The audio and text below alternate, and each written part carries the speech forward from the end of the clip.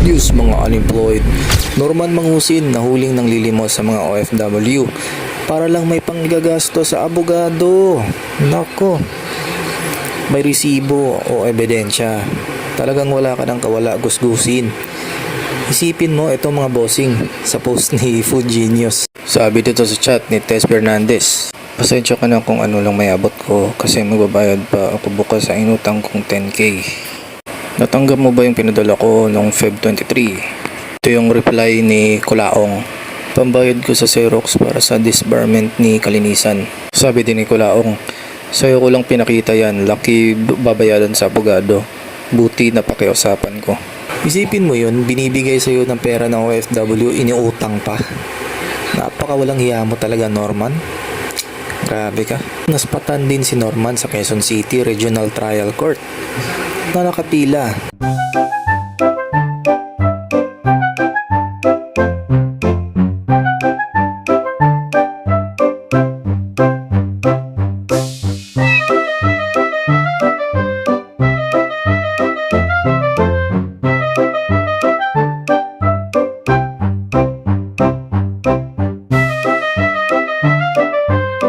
Asan na yung pinagyayabang mong group of lawyers noon?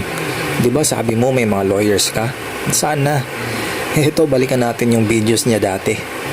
At nagpapasalamat ako sa mga group of lawyer ko na talaga namang pinag-connect nila yung dot. Hayaan mo na yung mga group of lawyer ko mag-focus sa akin. May mga group of lawyers ako.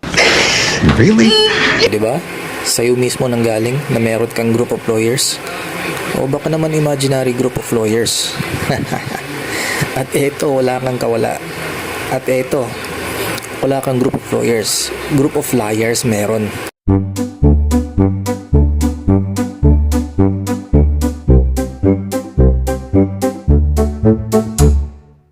At sabi din ni Food Genius sa post niya, ayun kay Mitch Garcia or Micaela Mitch, ito ang mga ebidensyang pinasa ni Norman sa ombudsman. Lupit mo magbigay ng ebidensya. Shit, ang bigat.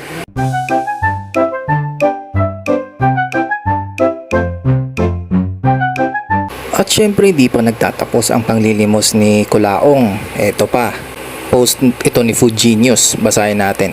Limos around the world ang modus ni Norman Mangusin. Isa-isa niyang dinidm ang mga OFW supporter at sasabihing huwag ipaalam sa iba.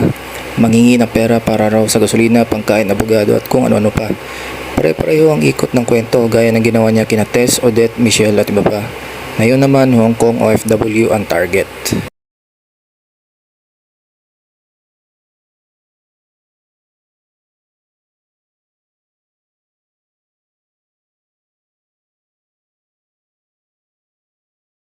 Kung makapagsabi ng dinudurog, di ba noon sabi mo dudurugin mo si MG? Basta ito, promise ko sa inyo. Within 5 days, gugunawin ko si Makagago. Lunes, Martes, Merkules, Huwebes, Biyernes. Tutunawin ko siya. Doon mismo sa San Pablo. At ito pa pati Panggas. Nalilimos ka na pati Panggas.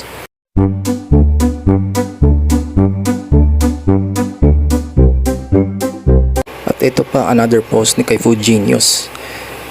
Ito ang sabi sa caption. Ito ang sinasabi nilang mayamang galaw ni Norman Mangusin.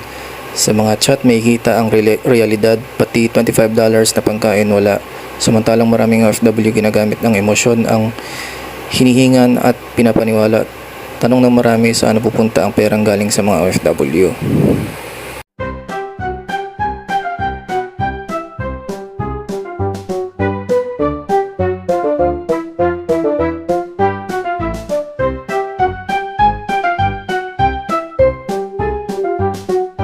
At dito may umepal pa si Alex Babella at saka Mitch.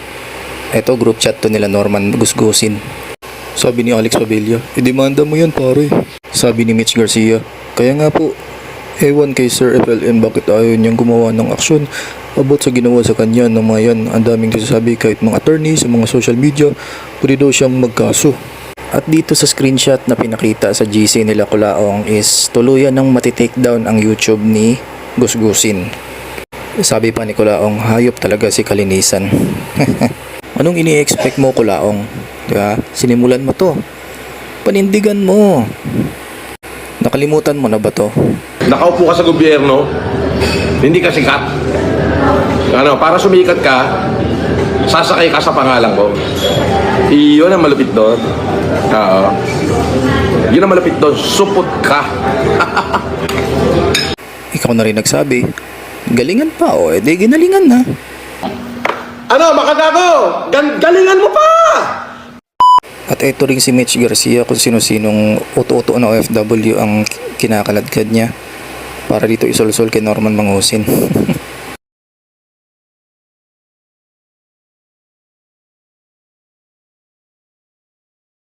Pa ni Mitch, kaya nagawa nilang lahat yun kay Sir FLM kasi malakas yung pwersa nila, kaya dapat po talaga sana lang makasuhan sila sa ginawa nila kay FLM kasi sobrang pinahiya siya sa buong mundo. What? Buong mundo? Grabe.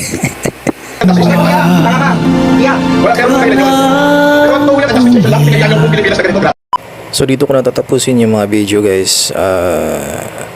Abangan nyo yung mga next. May marami pa tayong update dito para dito kay Norman Mangusin. At like and subscribe mga boss. Thanks.